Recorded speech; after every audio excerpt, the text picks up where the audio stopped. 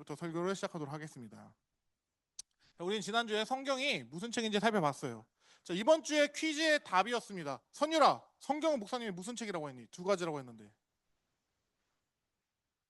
성경은 하나님을 알 수 있는 유일한 창구인 특별 계시이자 그 내용으로서는 뭐라고 선율아? 언약이 담겨있는 책이다. 언약서다라는 이야기를 했습니다. 조회 알고 있었어? 자, 다시 특별 계시가 뭐라고? 특별 계시가 뭐야? 친구들, 기본적으로 계시다라는 단어를 들으면 어떻게 생각하면 되냐? 하나님은 자기를 알려주는 방법이다라고 생각하면 되는 거예요. 즉 특별한 방법, 특별하게 하나님을 알 수 있게 해주는 방법이 성경이고, 그 내용으로서는 하나님께서 언약이란 것을 통해서 성경을 완성해 나아가셨다라는 것을 우리는 지난주에 봤습니다. 그래서 언약성, 이제 특별히 그 내용적으로 언약이라고 했는데, 이 언약 안에는 거대한 맥이 있습니다. 어떤 맥이 흐르고 있느냐? 처음에는 미약하게 시작했던 그 점 같은 것이 하나님께서 계속 거기서 발전해 나아가시면서 점진적으로 하나님께서 이야기하고 싶어하는 이야기를 완성해 나갔다라는 거예요. 그래서 오늘은 그 성경의 거대한 맥, 그 중에서도 두 언약의 측면을 살펴보려고 합니다. 혹시 이미 목사님 설교하기도 전에 전 성경의 두 축을 알고 있습니다 하는 사람 있습니까? 없어요. 목사님도 몰랐는데. 자, 목사님도 배우고 나서 알았던 건데, 성경은 기본적으로 신형아 뭐라고 하냐면, 성경의 두 가지 가장 큰 맥은 행위 언약과 은혜 언약이다라는 말을 씁니다. 친구 다 처음 들어보죠? 다 처음 들어볼 거예요. 네? 그렇죠. 지난주에 말을 했었는데 아마 저희 친구들 기억하고 있는 친구들이 없을 거기 때문에, 행위 언약과 은혜 언약, 사실 성경을 이야기하면은 말 안 할 수가 없습니다. 성경은 사실 이 두 가지의 흐름 안에서만 계속 돌고 있기 때문에.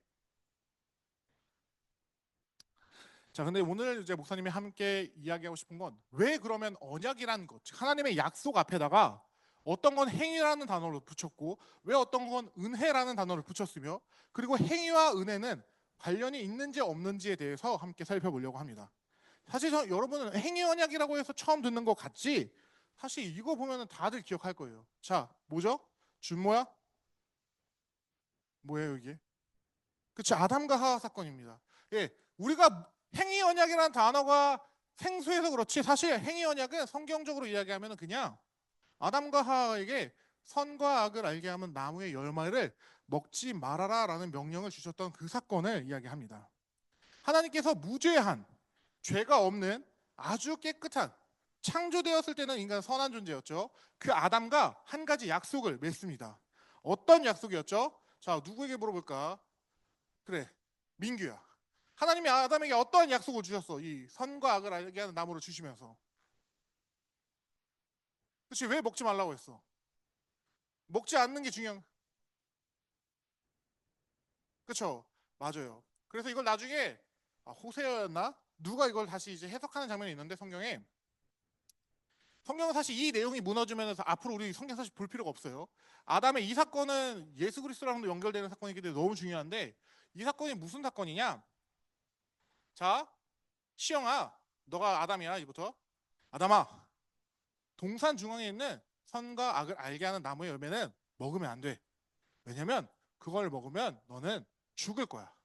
그런데 너가 기간은 언제인지 모르나 내 기쁘신 때가 될 때까지 너가 그것을 안 먹고 이 시험을 통과하면 너에겐 영생이 주어질 거야 라는 약속이 있었던 게 바로 창세기 3장에 나오는 그 아담에게 주어진 행위 언약이다라는 겁니다. 자, 이걸 왜 행위 언약이라고 하는지 알겠어요? 수빈아? 왜? 자, 이 언약에서 중요한 건 뭐야? 아담의 행위가, 저 누가 말씀하셨죠? 역시 우리 교수님. 수빈이가 두 명인 줄 알았습니다, 순간에. 맞아요. 이 언약에서 중요한 건 아담의 행위이기 때문에 그래요. 아담이 무언가를 행하면, 무언가를 하면 아니지, 행하면 아니지. 그 아담이 무언가를 따 먹으면 정령 죽는 것이고, 따 먹지 않고 일정의 시간을 버티면 영원한 생명을 얻는 조건부 언약이었기 때문에 우리가 이것을 행위 언약이다라고 한다라는 거예요. 즉 순종과 불순종에 의해서 그 결과가 순종은 영생, 불순종은 영벌로 처해지기 때문에 그렇다라는 것이죠. 자, 그런데 목사님이 말을 했었어요. 선악과 사건, 이 열매 따먹는 사건. 우리는 이 열매를 먹냐 안 먹냐가 너무 중요한지 알죠, 그렇죠? 그래서 목사님도 먹냐 안 먹냐, 먹냐 안 먹냐 이러고 있으니까. 자, 중요한 건 사실 선악과는 그 열매 먹는 게 중요한 사건일까요? 그렇죠? 누가 대답했지? 야, 우리 건이 다 컸네. 야, 봤죠? 이게 고3 클래스. 아, 다들 건이 오빠를, 건이 형을 이제 본받길 바랍니다. 자, 선악과 사건은 사실 그렇게 그 열매를 먹냐 안 먹냐의 하찮은 문제가 아니에요. 이건 사실 본질적인 문제가 있습니다. 뭐냐? 바로 자신의 정체성을 이해하고 하나님의 존재가 무엇인지를 그분이 나의 주인이다라는 것을 인정하느냐 인정하지 않느냐의 문제였다라는 겁니다. 목사님이 자주 얘기했어요. 자, 우리 상훈이는 못 들어봤을 테니까 한번 물어보겠습니다. 자, 선악과를 바라보면서 아담이 먹고 싶은데 참는다 하면서 참으면은 잘하는 거예요, 못하는 거예요? 잘하는 거예요? 자, 있죠. 그죠? 우리가 일반적으로 먹는 것 자체가 중요하면은 잘하는 거예요. 근데 여기서 우리가 이게 목사님 뭐라고 했죠? 이미 이건 따 먹은 거라고 얘기했어요. 왜죠? 자, 아담에게 선악과는 사실 어떤 거였냐? 신호등과 같은 겁니다. 빨간불이 뜨면 어떻게 되죠? 멈춰요. 초록불이 뜨면 걸어가요. 우리가 왜 그렇죠? 신호등을 본 순간 뭐가 떠오르기 때문에 자연스럽게 신호법 체계가 떠오르기 때문에 우리가 그 행동을 한다는 거예요. 아담에게 있어서 선악과는 뭐였냐? 하나님의 존재를 인식하게 하는 인식의 장치였다라는 겁니다. 그런데 먹고 싶은데 참는다. 이건 사실 이미 따 먹은 것과 별반 다르지 않은 마음의 상태다라는 겁니다. 예수님이 뭐라고 가르치셨죠? 내가 마음으로 여자를 보고 간음을 품으면 너는 간음한 자요. 내가 친구를 향해 라가를 하는 자는 이미 율법대로 너는 살인한 자라 라고 말씀하셨어요. 그 가르침을 그대로 적용하면 하나님이 먹지 말라는 것을 바라보면서 인간이 마음에 먹고 싶다라는 생각을 품는다라는 건 이미 그는 하나님의 명령을 어기고 그것을 먹은 것과 별반 다르지 않은 상태다라는 겁니다. 그래서 사실 우리 선악과 사건은 그냥 먹고 안 먹고 이 정도의 차원이 아니라 이게 율법, 하나님의 존재에 대해 제일 간단하게 알려준 버전이구나라는 걸 알아야 합니다. 즉 사실 선악과 사건의 본질은 이거예요. 나는 피조물이고 나를 만드신 전능한 창조주가 계시다는 사실을 인지시키기 위한 장치였다라는 걸 알아야 한다라는 겁니다. 그래서 결과적으로 우리 마음속에 떠올라있는 건 선악과를 바라보며 뭐냐? 나는 어떤 존재이고 나의 주인은 누구이지? 라는 걸 우리는 선악과를 보면서 떠올려야 한다는 거예요. 근데 선악과를 먹는다라는 것, 이미 마음으로부터 내가 먹고 싶다라는 마음을 품는다라는 것 자체가 나의 존재 자체가 하나님과 전혀 상관없는 존재로 나를 인식한 상태라는 거예요. 무슨 말인지 알겠어요? 원래 죄가 없는 상태의 인간은 선악과를 바라보면서 어떤 마음을 품었느냐? 간단하게 말하면 이거예요. 하나님이 계시지. 하나님이 나에게 명령하셨지. 하나님은 모든 것의 질서의 근원이시지. 를 생각해야 되는데 그걸 보면서 먹고 싶은 생각을 든다는 건 무슨 말이에요? 하나님의 명령보다 자신이 우위에 있다라는 생각인 겁니다. 그 마음. 그래서 선악과 사건이 이미 끝났다라는 표본을 보여주는 게 무엇이냐? 하와가 뱀에게 꼬드기며 넘어간 다음에 보암직도 하고 먹음직도 하며 지혜롭게 할 만큼 탐스러웠더라라고 말하는 그 순간이 이미 하와는 타락한 순간이었다라는 겁니다. 원래 그 열매를 바라보면서 그게 보암직도 하고 먹음직도 하고 탐스러워야 돼요? 아니요. 우리는 그 열매를 바라보면 인간은 하나님이 계시지. 하나님이 나에게 명령하셨지. 하나님은 나의 주인이시지 라는 생각을 했어야 한다라는 겁니다. 즉 우리가 선악과를 마음으로부터 먹고 싶다라는 생각을 하는 것과 행동으로 그걸 먹는 것까지 하는 것은 무엇이냐? 내가 하나님의 자리를 찬탈하겠다라는 거예요. 즉 다른 말로 하면 우리의 마음에서 주아야 하나님을 죽여버린 겁니다. 하나님을 살해한 거예요. 살해라는 표현은 좀 이상한가 하나님에게. 인간의 마음에서 하나님을 내쫓고 하나님을 버린 대응망덕한 사건이 사실 이 선악과 사건이다라는 겁니다. 그래서 이러한 인간의 마음 상태를 가장 잘 표현하는 성경이 어디죠? 사사기입니다. 사사기에서 인간을 향해 뭐라고 말하죠? 그때에 왕이 없으므로 각기 소견에 옳은 대로 행하더라. 네, 이것이 바로 우리의 마음의 상태입니다. 타락한 인간의 상태, 즉 내 마음대로 할래. 우리는 원래 언약 안에서, 행위 언약 안에서 그 언약의 대표인 아담의 결정에 의해 영벌이라는 하나님의 진노와 심판 아래 살게 됐다라는 겁니다. 이제 우리는 전혀 하나님과 상관이 없는 존재가 되었다라는 것이죠. 이게 무슨 말인지 이해가 됩니까? 주호야? 정말 이해가 돼? 너 표현해 볼 수 있겠어? 자, 잘 모르겠지. 다시 간단하게 얘기해주면 선악과를 먹음으로 말미암아 여러분은 어떤 존재가 된 거냐?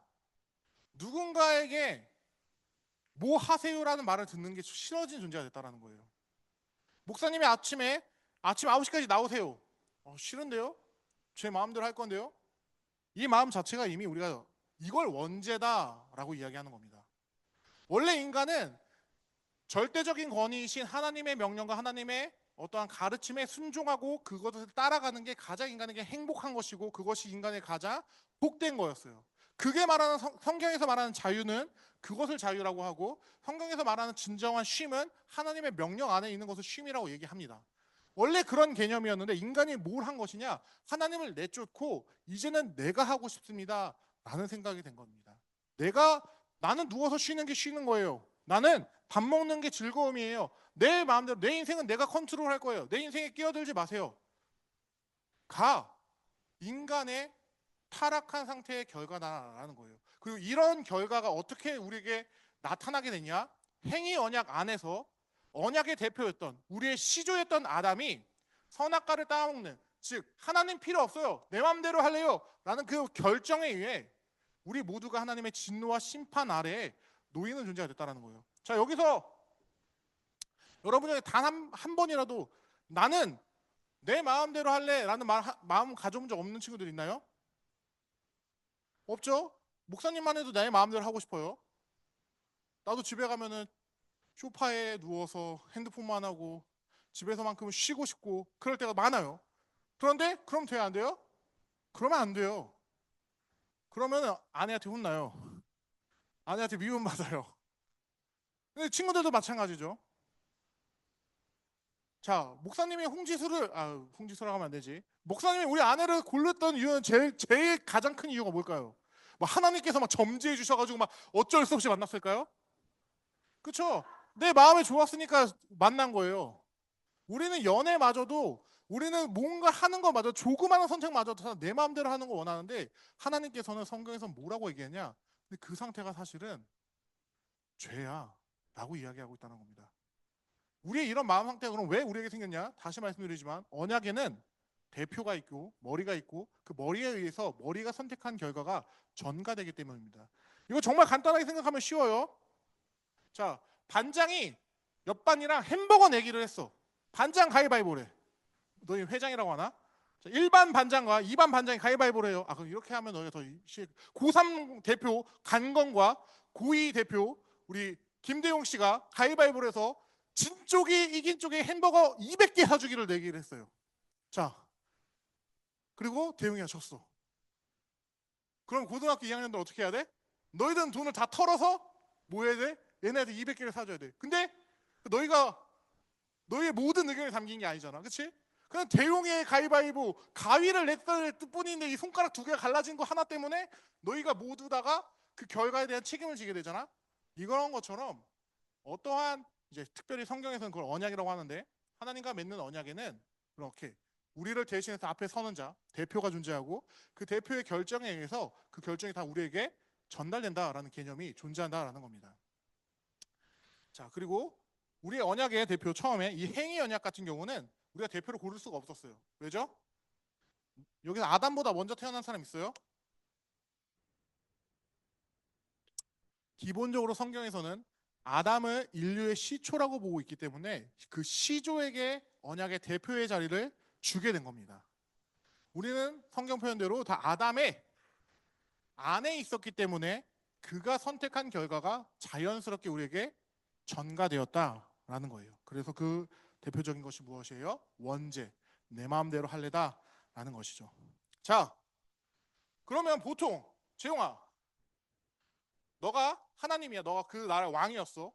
근데 민규가 우리의 모두의 대표였는데 널 배신 때리고 떠났어. 그리고 우리 모두 다가 이제 재용이의 적국이 됐어.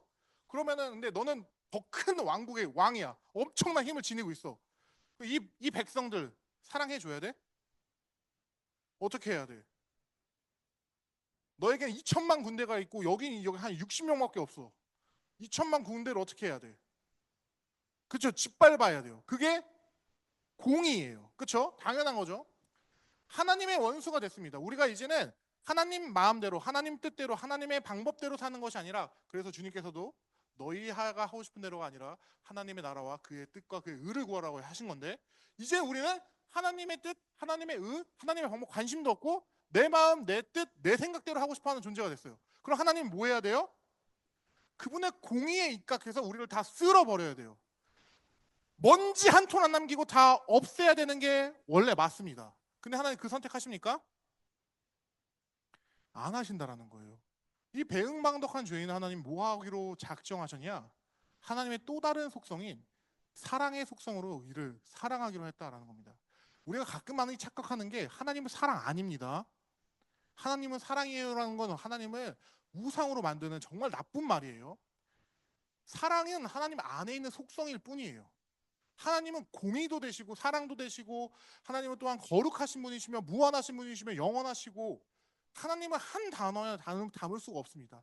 근데 그 많은 속성들 중에 하나님의 사랑과 자비와 헤세드라고 표현되는 그 속성이 이 죄인들을, 공의로 인해서 다 쓸어버렸어야 하는 그 죄인들을 향해서 무엇을 하신 거냐? 은혜 베풀기로 작정하셨다라는 겁니다. 아담이 깨어버린 이 행위 언약, 이 아니라 하나님께서 일방적으로 은혜로서 끌어가시는 언약을 우리에게 새롭게 주셨다라는 거예요. 근데 우리가 여기서 기억해야 되는 건 행위 언약이 없어진 건 아닙니다.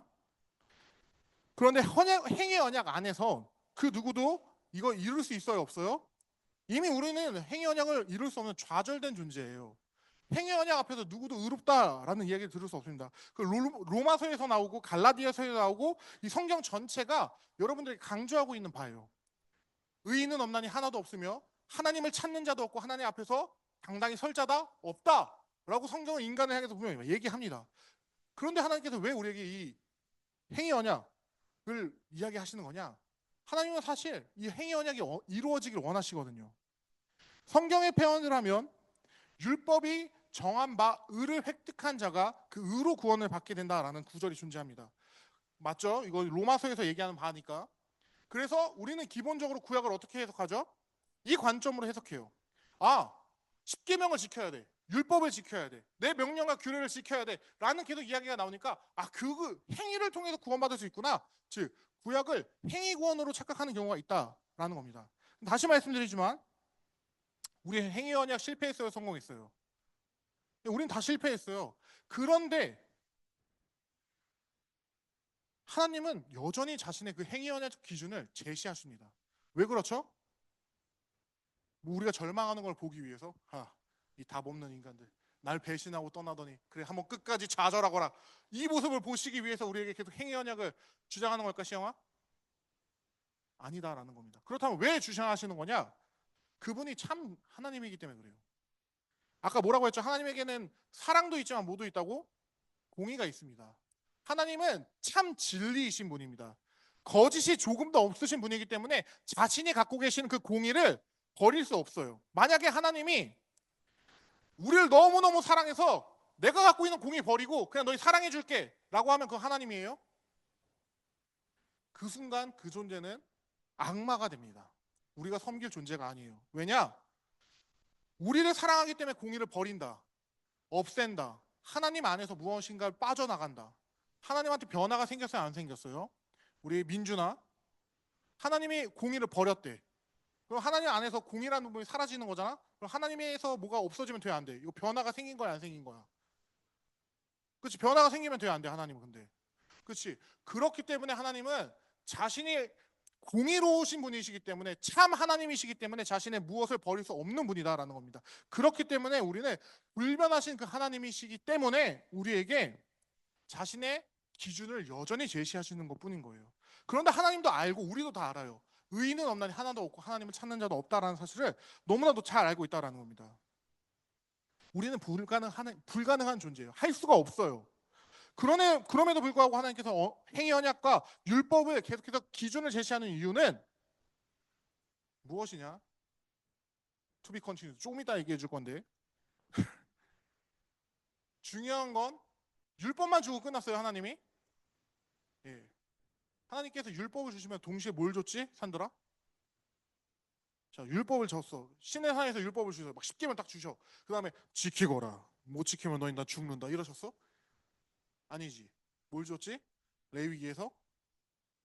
그렇죠. 우리가 그것을 못 지킬 걸 이미 하나님은 알고 계셨습니다. 그래서 10계명을 주자마자 제사장을 어떻게 세워야 되는지 23장부터 나오고, 그 다음부터 제사장법과 제사법에 대해서 레위기에서 쭉 나오는 거예요. 이미 하나님은 우리가 못하는 걸 알고 있었기 때문에 우리가 그 죄를 어떻게 하면 하나님의 눈을 하나님이 가려주시는 방법을 하나님께서 알려주셨다는 겁니다. 인간은 전적으로 타락해 율법과 구원을 이루는 일에 전적으로 무능력한 존재다라는 것이죠. 그래서 이런 인간을 위해서 하나님께서 은혜로 그 우리의 할 수 없음을 보시면서 은혜로 이끌어 가시기 때문에 이 언약을 은혜 언약이다라고 하는 겁니다. 이해가 됩니까? 라유라?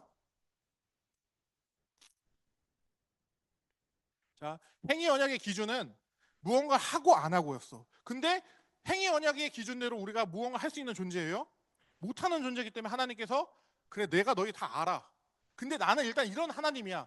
그럼에도 불구하고 나는 근데 너희를 구원할 거야 라고 은혜롭게 새로운 언약을 주셨다는 겁니다. 무엇이냐?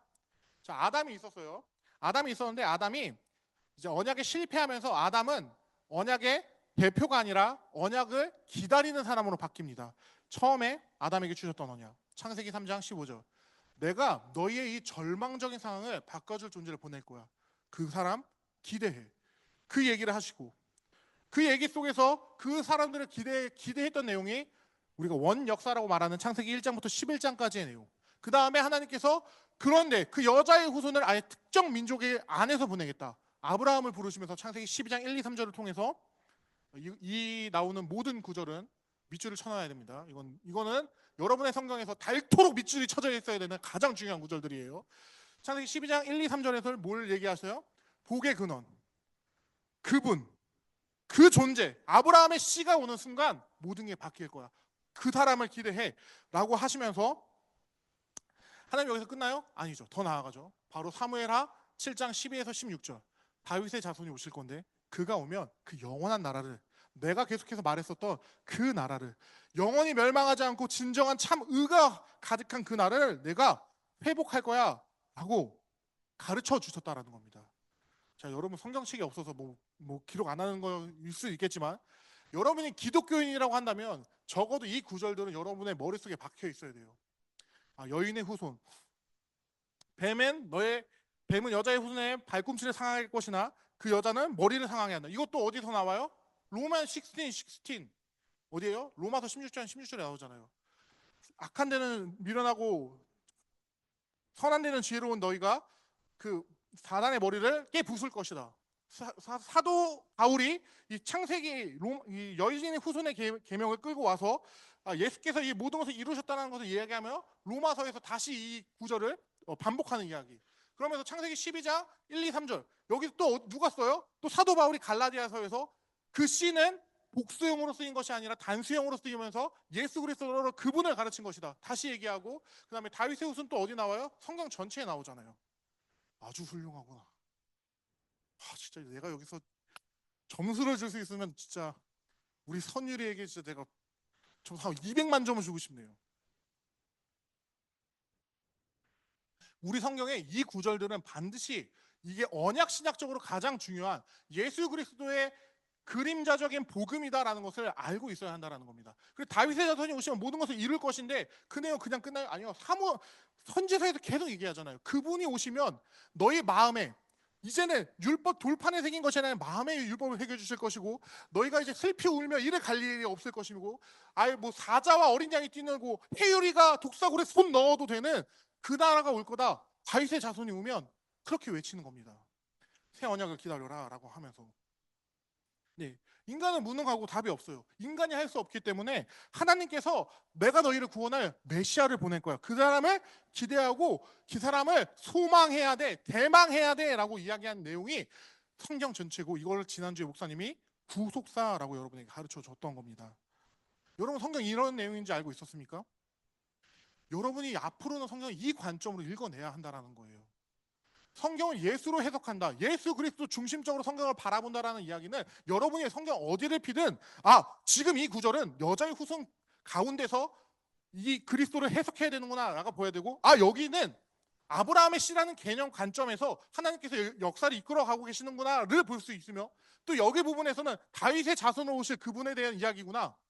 그래서 어떻게 그 공의와 정의와 정도가 그분의 나라가 그분의 그 공의로움과 사랑과 말도 안 되는 그 가치관들이 이 깨진 세상 가운데서 회복된다라는 이야기구나를 우리가 구약과 신약을 통해서 볼 수 있어야 한다라는 겁니다.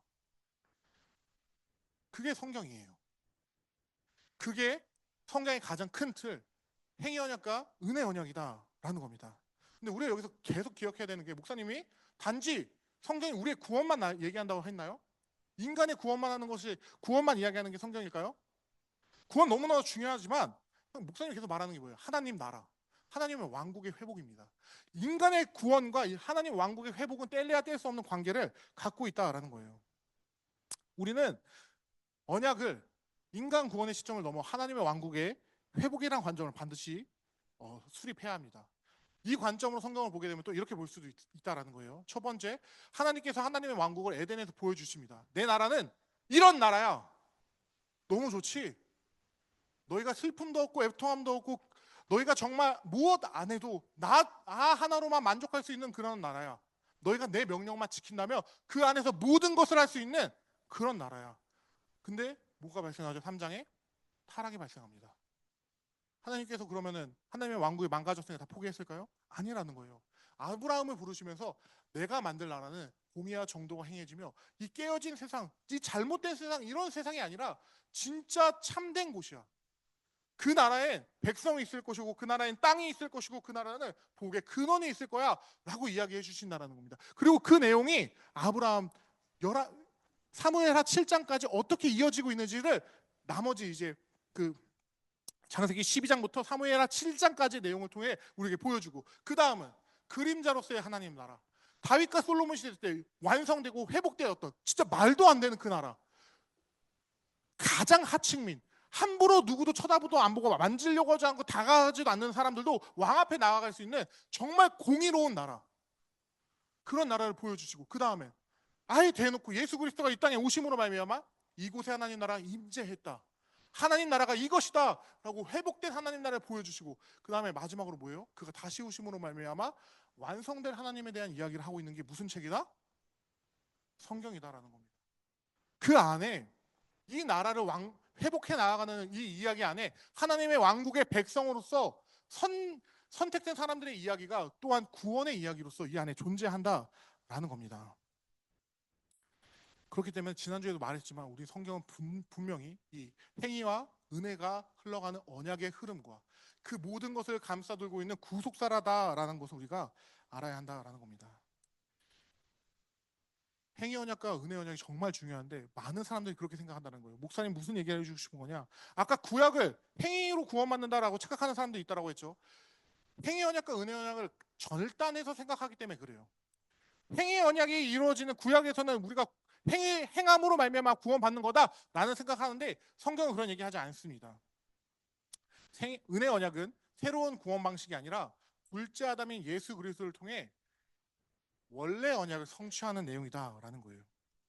뭐 많은 얘기 있어요. 이렇게 많은 이들에게 언약이 주어지고 이것들이 그 하나님 왕국에 어떻게 회복되는 것과 인간의 구원에 어떤 관계가 있는지 다 이야기가 나오는데, 중요한 건 우리가 반드시 기억해야 되는 건 우리의 죄가 해결된다. 즉 그리스도께서 나의 죄를 짊어지고 십자가에 죽었다라고 해서 우리가 천국에 가는 게 아닙니다. 이 상태, 내 죄가 없어진 상태 다음에 우리에게 무엇이 요구되냐? 행위 언약이 우리에게 다시 주어지는 거예요. 그럼 이제 너가 너의 의를 이뤄. 근데 우리가 할 수 있어요? 못 하잖아요. 우리는 내 죄가 사라져도 아담과 동일한 상태이기 때문에 언제든지 다시 실패할 수 있는 존재가 됩니다. 근데 하나님께서 그렇게 불완전한 구원을 하실까요? 안 하신다라는 겁니다. 인간이 그걸 못 하시기 때문에 하나님께서 주신 언약이 무엇이냐? 이것을 인간에게 하라고 하는 게 아니라 예수 그리스도를 통해서 다 이루셨다라는 겁니다.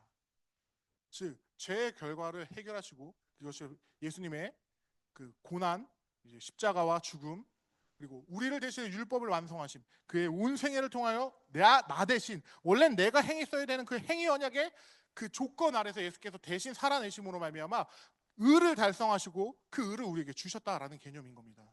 이게 로마서 전체와 갈라디아서 전체예요. 갈라디아서를 그냥 간단하게 얘기하면 이겁니다.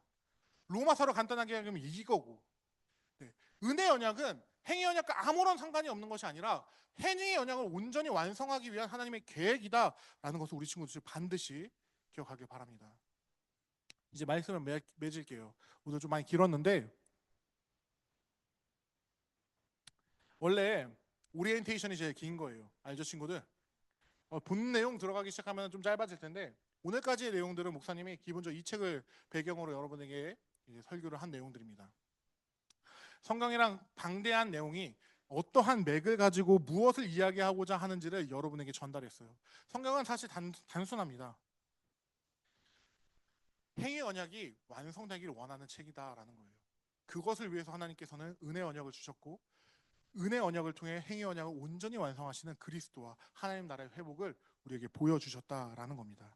그 하나님의 놀라운 계획. 우리의 시선에서는 뭔가 다 잔전된 것 같고, 우리의 시선으로 66권이 다 따로 노는 것 같을지라도 성령 하나님께서는 단 한 번도 그렇게 이야기를 하신 적이 없다라는 겁니다. 그분은 자신의 언약을 온전히 완성하시기 위해서 체계적이고 디테일하고 아주 세밀하게 작업하시고 움직이신 분이었다라는 거예요. 그리고 그 사실을 오늘날 우리가 아는 게 중요한 이유는 뭐냐? 여러분은 구속사 안에 사는 사람입니까? 구속사 밖에 사는 사람입니까? 우리는 여전히 성경은 완성되었을지라도 아직 예수가 오시지 않았기 때문에 성경의 인물들이 살았던 것처럼 그리스도를 대망하는 구속사 안에 사는 사람이기 때문에 우리의 선배들은 어떻게 그 언약을 붙들고 나아갔으며 그 실패하는 상황 가운데서도 다시금 그 언약을 붙들고 어떻게 일어났는지를 배워야 하기 때문에, 내가 여전히 하나님의 역사 가운데 살아있는 누구는 여기 안에는 아마 모세도 나타날 수 있을 거예요. 뭐 다니엘도 나타날 수 있겠죠. 근데 목사님 개인적으로 그냥 아마 뭐 400년 동안 노예 생활하던 이스라엘 중 한 명이 아닐까라고 나를 생각하고 있지만, 여기 안에 있는 친구들 중에 누구는 그런 사람이 될 수 있다라는 겁니다. 여전히 하나님께서는 일하십니다. 거짓말 같나요? 종교개혁뿐만 아니라 기독교 역사상 300년대에 등장했었던 어거스틴, 그 사람 뭐 성경 인물이에요? 아니잖아요.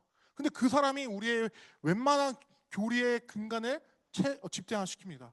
그리고 나서 또 누가 나와요? 뭐 사도 요한의 제자였던 사람들, 뭐 폴리갑도 있고 터툴리안도 있고 뭐 이레니우스도 있고, 이런 사람 다 처음 들어보죠?